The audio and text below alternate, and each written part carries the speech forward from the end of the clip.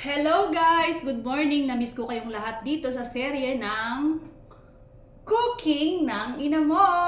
Ayan, nandito tayo. Magbabalik ulit tayo sa ating Cooking ng Ina Mo serye kung saan ipapakita ko kung paano ako magluto ng adobo. Simple lang naman yung adobo ko, syempre. Pork. Meron tayong pork. Syempre, pakita natin yan.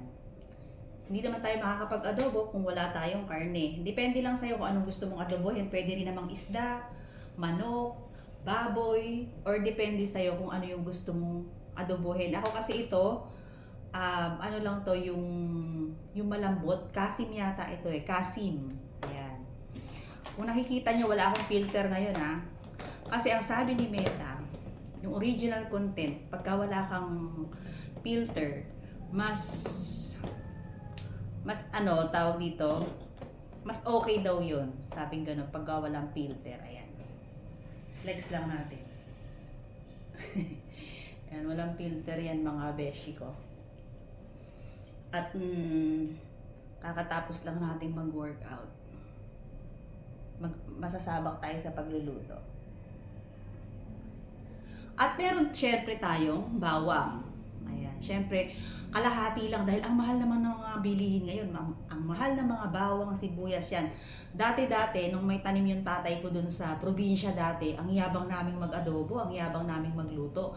Syempre, kayang-kaya naming magluto ng isang lutuan na 10 piraso. Kasi nga may tanim kaming ganito at saka hindi pa ganito kamahal yung mga bilihin noon. Ang mura-mura pa ng mga sibuyas noon, tsaka mga bawang. Pero ngayon, grabe.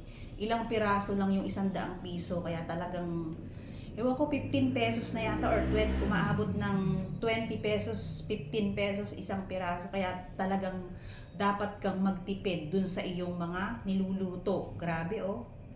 Kaya yan, kalahati lang yung bawang natin, tapos isang buo lang yung sibuyas. Okay na yan. Tapos yung aking pork, kalahating kilo. Kung dati, 1 kilo ako magluto ng adobo, ngayon, dadalawa lang naman kami ng bunso ko, kaya okay na yung kalahating kilo at magtatagal pa yan. Yung kalahating kilo na yan, tatagal pa sa amin yan. Kasi, syempre, bukod sa nagtitipid tayo, ang mahal ng mga bilihin.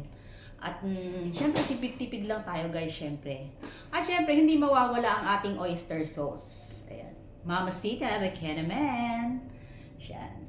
Kasi pagka talagang meron kang oyster sauce, ang sarap ng adobo mo. Manamis-namis. Tsaka yung kahit konti lang yung toyo, nanunuot yung mamasitas doon sa iyong karne. Yan ang pinaka-importante. Hindi nawawala yan pag nag-aadobo ako. Kahit na adobong kangkong lang o adobong sitaw lang, kailangan meron tayong mamasitas oyster sauce. O pwede naman ding dato puti. Depende sa'yo kung anong brand na gusto mong gamitin. Pero ako, basta oyster sauce, hindi ako namimili ng brand. Pero mamasitas, Bekenaman. At syempre, kapag walang toyo, katulad ng mga babaeng may toyo, hindi daw masarap ang adobo mo kapag wala kang toyo. Ayan.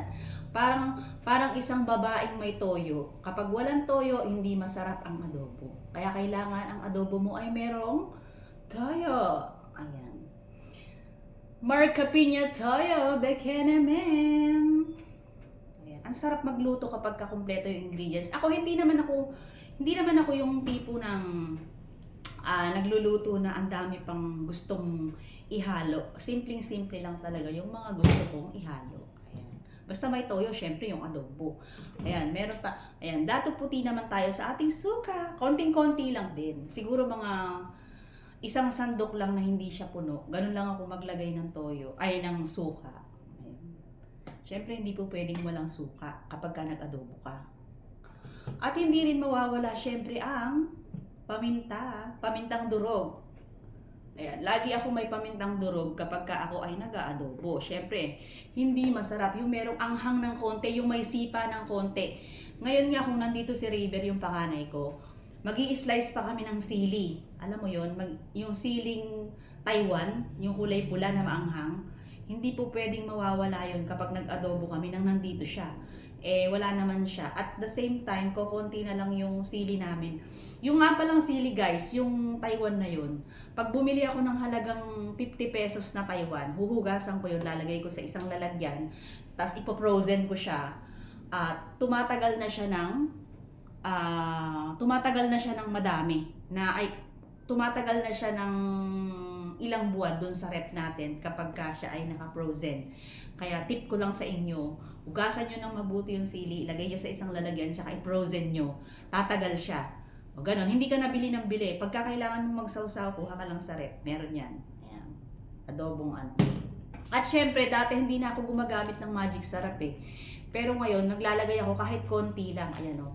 Kaya kung nakikita nyo, meron akong ipit. Niipitan ko yan. Kasi maraming gamit ko yan. Dati kasi, hindi ako naglalagay. Ngayon, kahit konti naglalagay ako. Kasi parang masarap ng konti yung may ganito, may magic sarap. Kaya magic sarap, Bekeni Men. Konti lang. Ilang gamitan ko to guys. Kaya napakatipid ko. Ang tipid ko sa ingredients ng pagluluto. Kasi nga, sa hirap ng buhay at kailangan nating mag-budget. Kaya kailangan nating tipirin, di ba? Ayan. At hindi mawawala din ang laurel. Kahit isa o dalawang dahon lang, meron tayong pampabango dun sa ating adobo. Ayan, sinahalo ko rin yan sa ating menudo.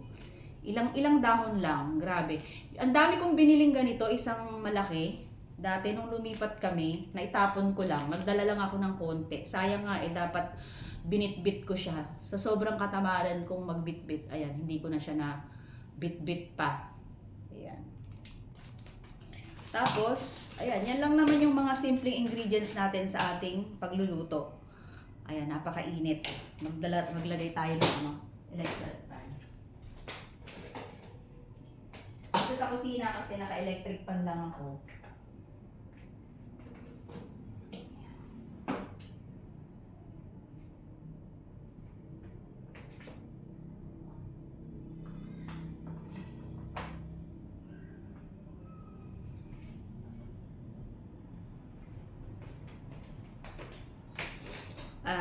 Ayan, simulan na natin ang ating pagluluto ng ating adobo. Siyempre, slice natin yung ating, balatan natin yung bawang. Simpleng-simple lang guys. Ang pagluluto naman kailangan relax ka lang. Hindi mo kailangan na nagmamadali, hindi mo kailangan ng nababagot. Kailangan daw, ang pagluluto, ini-enjoy mo lang daw yan. Hindi ka dapat na nai-stress. Para masarap daw yung pagluluto mo, kailangan relax lang daw. Ayan, ganyan lang, pinupukpok ko lang siya. Pukpukin natin. Dito kasi ako sa table. Usually pag nagluluto ako, doon ako sa may tiles. Pero dito ngayon sa table ako, medyo kasi nag-video nga ako. Kaya dito tayo na pwesto. Dati pagka nagpupukpok ako ng bawang doon sa matigas. Yung mga mahihilig ng matigas dyan. Ayan. Napukpok na natin siya. And then, balatan natin. Napakasimple lang. Tsaka hindi naman masyadong marami yung ating bawang na gagamitin.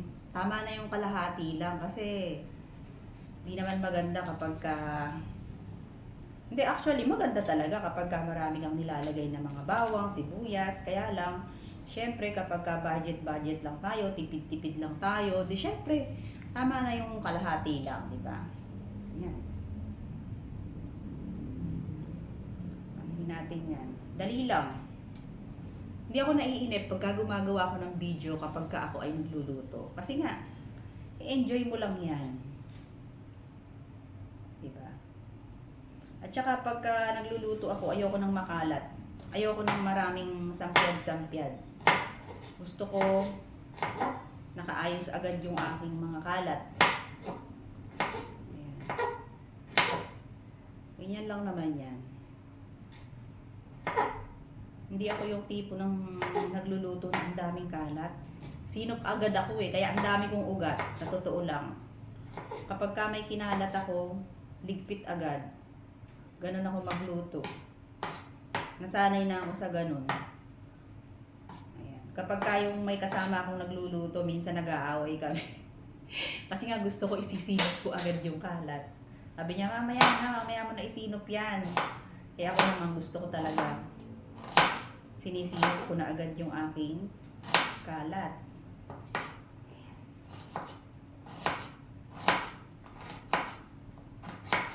Diba? Ayan lang, ganyan lang kasimple, di ba? Nakapag-prepare ka na ng iyong lulutuin. Napakadali. Kaya ngayon, sasalang na natin yung ating adobo. Samahan nyo akong lutuin ito hanggang sa mapalambot natin ang karne.